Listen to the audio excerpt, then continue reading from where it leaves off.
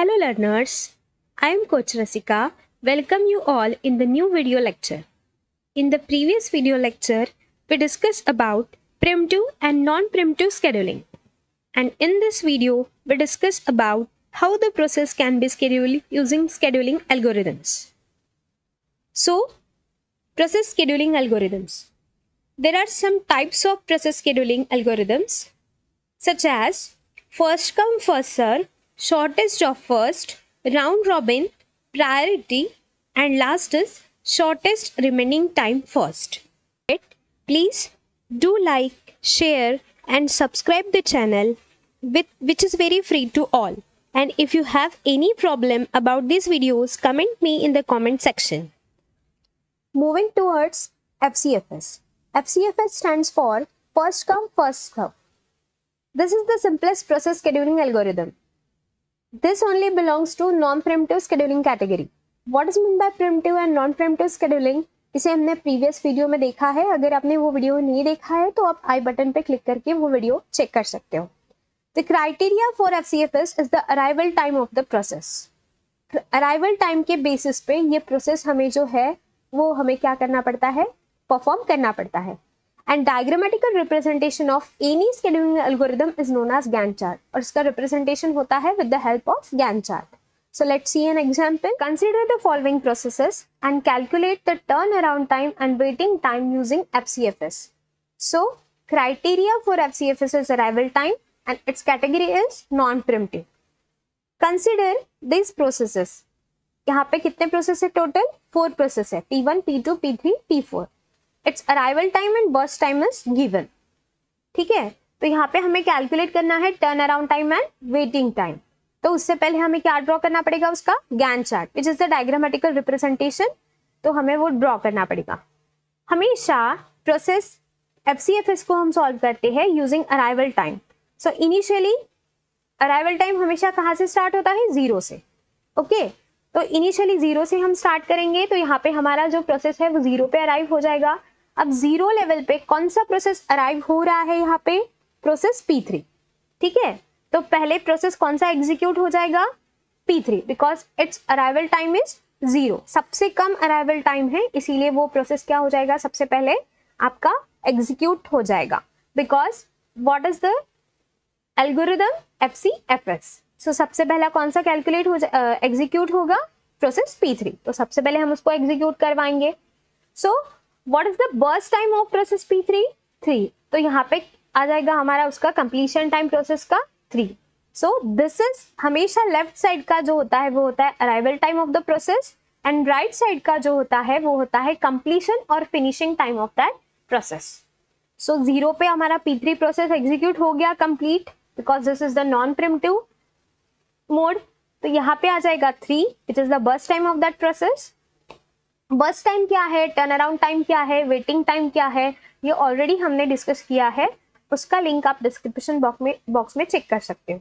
Next process कौन सा arrive हुआ है, अब यहाँ पे कंप्लीशन टाइम कितना हो गया, 3. तो 3 पे अपनी कितनी टोटल प्रोसेस अराइव हो चुकी है, P2 भी अराइव हो चुका है because it's arrival time is 1 and P1 भी अराइव हो चुका है because it's arrival time is 2. P4 अभी अराइव नहीं हुआ है, वो अराइव होने वाला है यार 4 यूनिट ऑफ टाइम पे. कब अराइव होगा, 4 यूनिट ऑफ टाइम पे. तो अभी 2 प्रोसेस अराइव हो चुकी है, P1 एंड P2. अब इन दोनों में से सबसे छोटा अराइवल टाइम किसका है, प्रोसेस P2 का. तो अभी कौन सा प्रोसेस एग्जीक्यूट हो जाएगा, प्रोसेस P2. तो यहाँ पे कौन सा प्रोसेस आ रहा है, प्रोसेस P2. क्लियर. P2 का बर्स्ट टाइम कितना है, 8. So what is the finishing time of process P2? 3 + 8. ये दोनों को क्या करना पड़ेगा, ऐड करना पड़ेगा. तो यहाँ पे कितना आ जाएगा अपना, 11. तो यहाँ पे completion time of process P2 is 11. Now 11 time पे सारी प्रोसेसेस जितनी भी बची है वो सारी अराइव हो चुकी है. P1 तो पहले अराइव हो चुका था, P4 4 पे अराइव होने वाला था. अब यहाँ पे 11 आ गया है, तो इट मीन्स P4 भी हमारा अराइव हो चुका है. अब 2 ही प्रोसेस बची है, P1 एंड P4. इन दोनों में से सबसे पहले कौन सा अराइव हुआ है, P1. तो हम किसे एग्जीक्यूट करवाएंगे, प्रोसेस P1 को. तो यहाँ पे आ गया हमारा process P1. Now what is the burst time of process P1?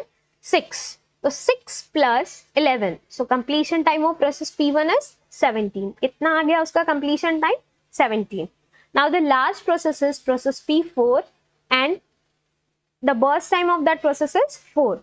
तो अभी उसका बर्स्ट टाइम कितना है? 4. तो 17 प्लस 4 इज इक्वल टू 21. तो यहाँ पे कितना आ रहा है? 21. सबसे पहले P3 को एग्जीक्यूट करवाया बिकॉज वो सबसे पहले अराइव हुआ था. उसके बाद P2 आया, P2 को अराइव करवाया, फिर P1 आया, उसको एग्जीक्यूट करवाया and last process is P4. तो ये हमारा गैंट चार्ट बन गया है. Now we have to calculate turn around time and waiting time. हमें कैलकुलेट करना है. तो कंप्लीशन टाइम हम पहले लिख लेते हैं. This is the completion time. So what is the completion time of process P1? 17. P1 का कंप्लीशन टाइम कितना है? 17. P2 का कंप्लीशन टाइम कितना है? 11. सो P2 का कंप्लीशन टाइम आ गया. P3 का कंप्लीशन टाइम कितना है? 3. तो यहाँ पे P3 का कंप्लीशन टाइम आ गया एंड P4 का कंप्लीशन टाइम है 21. तो यहाँ पे वो आ जाएगा. Clear? Now the formula for turn around time is completion time minus arrival time. Completion time minus arrival time. तो अभी कंप्लीशन टाइम कितना है प्रोसेस P1 का? 17. तो 17 माइनस 2 15. तो यहाँ पे कितना आ जाएगा? 15. Completion time of process P2 is 11 and its arrival time is 1. So 11 minus 1 is 10. तो यहाँ पे कितना आ जाएगा? 10. Process P3 का completion time है 3 और उसका arrival time है 0. तो यहाँ पे 3 minus 0 यहाँ पे आ जाएगा आपका 3. And P4 का 21 minus 4 कितना आ जाएगा? 17. तो यहाँ पे turn around time भी रेडी है. Now last is waiting time. The formula for waiting time is turn around time minus burst time. Turn around time कितना आ गया है प्रोसेस P1 का? 15 और उसका burst time कितना है? 6. तो 15 minus 6 is 9. Then process P2 turn around time is 10 and burst time is 8. तो P2 का waiting time कितना आ जाएगा? 2. P3 का turn around time 3, burst time भी उसका 3. तो 3 minus 3 is 0. And last process is that is P4.